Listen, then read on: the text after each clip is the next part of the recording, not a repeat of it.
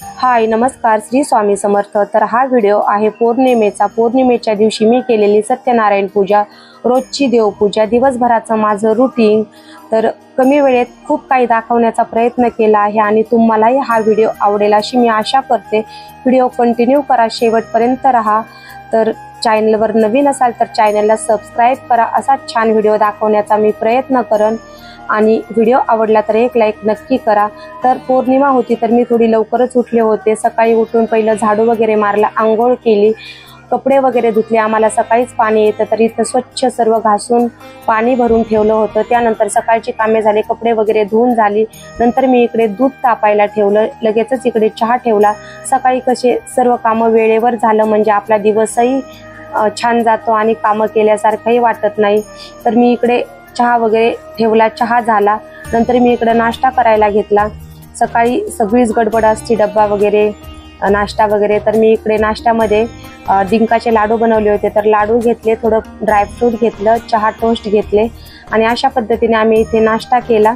इथे सर्वांचा नाश्ता वगैरे झाला, सकाळचं चहा पाणी झालं। त्यानंतर पौर्णिमा असल्यामुळे थोडी माझी देवपूजा वगैरे जास्त वेळ लागतो तर नंतर मी इकडे देवपूजेला सुरुवात केली। लगेचच सूर्याला अर्घ्य दिला आणि तुळशीला पण पाणी घातलं, तुळशीची पूजा करून घेतली, सूर्याला अर्घ्य दिला आणि नंतर मी उंबरठा पूजन करणार होते तर उंबरठा पूजनाची तयारी करायला लागले। तरी पाहिजे इथे मी तुळशीची पूजा पहिली करून घेतली, सूर्याला अर्घ्य देऊन घेतला। कसं असं सण वार उपवास तापास वेगळं काही असलं का आपला देवपूजेमध्ये भरपूर वेळ जातो। त्यामुळे कसं थोडं सकाळी लवकर उठलं म्हणजे सगळं काही आपलं व्यवस्थित होतं। तर इथं मी उंबरठा लेपन करत असते, असं अमावस्या पौर्णिमा गुरुवार वगैरे ठराविक काही दिवशी उंबरठा लेपन करत असते। तर मी इथं लेपन बनवून घेतलं, गुलाबजल, प्रयागराजवरून आणलेलं गंगाजल, अत्तर, अजून आपलं गोमूत्र, अशा पद्धतीने इथे मी जे टाकत असते ते मी इथं सगळं काही टाकून घेतलं आणि उंबरठा लेपन तयार केलं। तर त्यानंतर मी हे उंबरठा लेपन तयार केल्यानंतर मग मी उंबरठ्याचं लेपन करून घेतलं। कसं अगोदर आपलं दार स्वच्छ असलं म्हणजे घरातही प्रसन्न वाटतं। तर सकाळची कामं खूप गडबड असते तर मी जास्त सायाच करत नाही बसले, पटापटा हे हातानेच करून घेतलं। हे पहा अशा पद्धतीने मी लेपन तयार केलं होतं आणि मग मी इथं उंबरठ्याला लेपन करून घेतलं, कारण चमच्याने वगैरे मी नाही लावत बसले, हाताने छान लेपन होतं। तर मी पटपट हाताने लेपन केलं।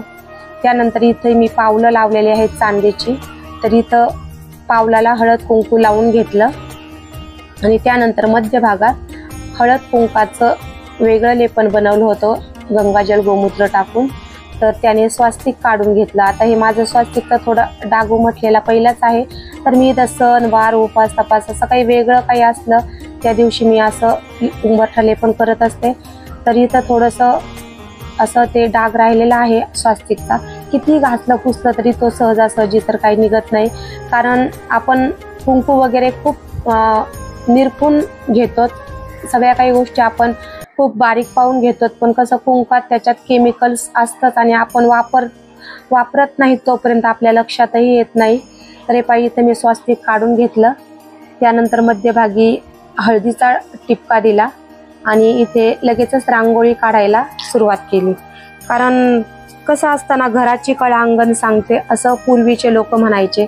आपला दार स्वच्छ असेल त्यातूनच कळतं की याचं घर कसं असेल।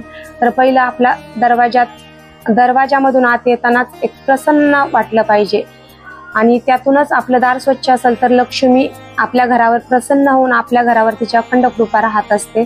तर इथं अशा पद्धतीने मी छोटीशी रांगोळी काढली होती। कसं थोडी मोठी काढली का मुलं आत बाहेर करताना ती पुसून जाती, म्हणून मी छोटंसं असा काहीतरी प्रोग्राम असला सणवार असा छोटं काही असलं ना तर थोडी नाजूकच रांगोळी काढत असते, एकदम उंबरठ्याला चिटकून।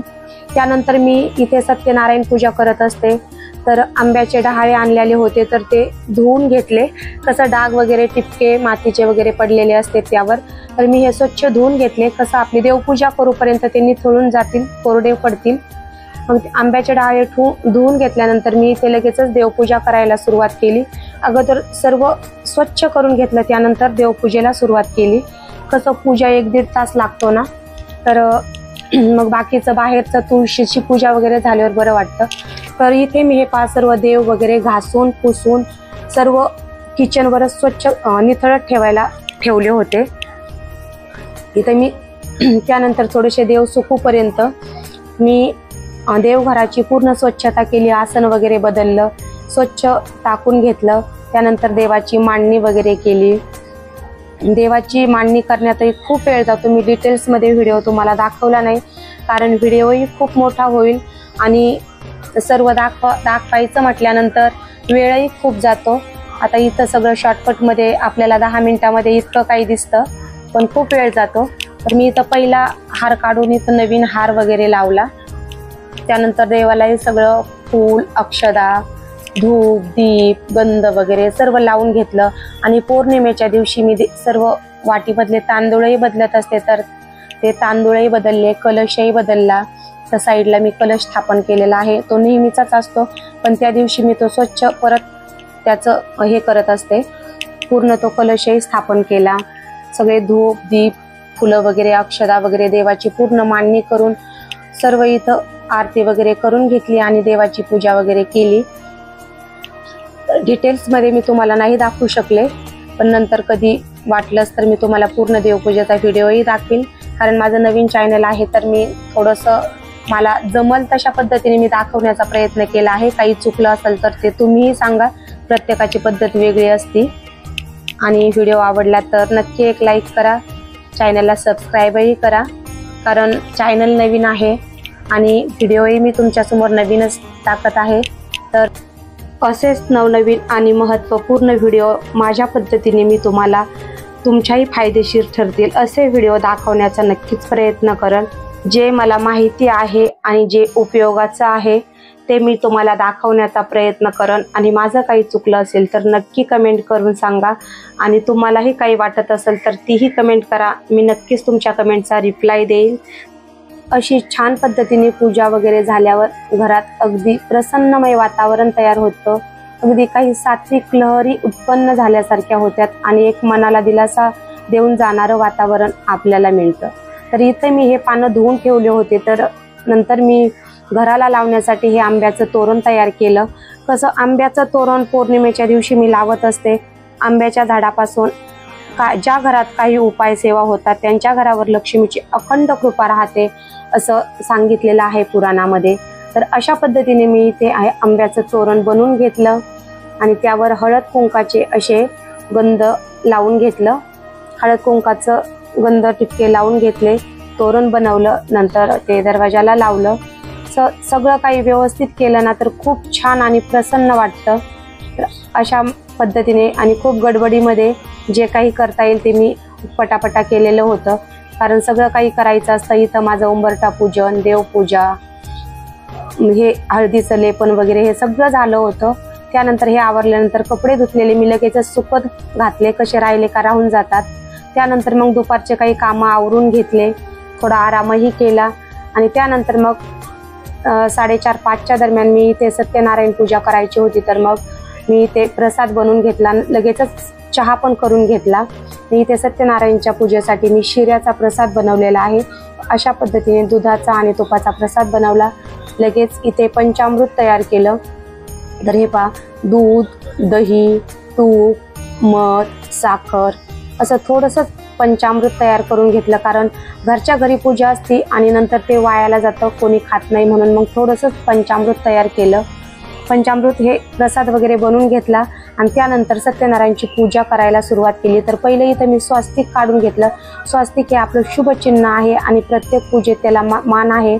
तर चौरंगासाठी चौरंगाखाली ठेवायला मी इथे स्वास्तिक काढून घेतला. हळद कुंकू त्यावर टाकलं आणि त्यानंतर मग मी त्यावर चौरंग ठेवला. तर अशा पद्धतीने सत्यनारायण पूजेला मी सुरुवात केली. नंतर त्यावर साईडला आंब्याचे डहाळे वगैरे लावले. चारी बाजूला आंब्याचे डहाळे लावले आणि आसन वगैरे टाकून घेतलं. दोन्ही साईडला अक्षदा ठेवल्या. दिवे वगैरे पहिले प्रज्वलित करून घेतले. एका बाजूला तुपाचा दिवा लावला आणि एका बाजूला तेलाचा दिवा लावला. अशा पद्धतीने मी इथं सत्यनारायण पूजा करून घेतली. मी काही डिटेल्समध्ये तुम्हाला पूजेचा व्हिडिओ दाखवला नाही, तर तुम्हाला जर पाहिजे असेल तर नक्की कमेंट करून सांगा. तर हे अशा पद्धतीने मी सत्यनारायण पूजा करून घेतली. प्रसाद वगैरेही ठेवला. पूजाचं वाचन वगैरेही केलं. तर खूप प्रसन्न आणि खूप छान घरामध्ये वाटत होतं, कारण सत्यनारायण पूजा, रोजची देवपूजा हे सगळं काही तुम्हाला तर दाखवलंच आहे। तर अशा पद्धतीने मी इथं वाचन करून घेतलं आणि त्यानंतर मी लगेचच इथे आरती करायला घेतली, कारण आम्हाला बाहेर जायचं होतं, एक प्रोग्राम होता, त्यासाठी सगळं काही पटपट आवरलं। 7:30च्या नंतर आम्ही बाहेर जाणार होतो। मग इथे मी लगेच आरती करून घेतली, वाचन वगैरे केल्यानंतर आरती केली। आरतीसाठी सगळे एकत्र आलेलो होतो, घरातलेही, मिस्टरही ड्युटीवरून त्यावेळेला आलेले होते। खूप छान वातावरण तयार झालं।